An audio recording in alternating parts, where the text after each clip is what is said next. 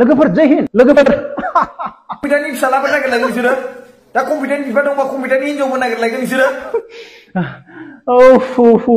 मा जाबावगोन जोंनि बर' जाथिजों लोगोफोर बयबो गावजों लोगोजों नांलायलायनाय जोंनि बर' जाथिया सब बदनाम जाबाय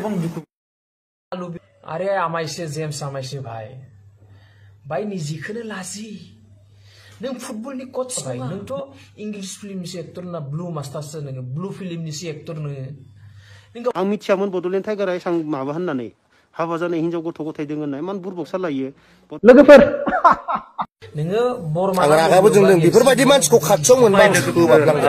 मा जाबावगोन जोंनि बर' जाथिजों जोबनांगौ मानसिखौ दारमासनि कमिटिनि मानसिफोर होना एसे हरजाबाय बाय लाजि कम्पिउटारनि फिसालाफोर नागिरलायगोन नोंसोरो दा कम्पिउटारनि बिफा दंबा कम्पिउटार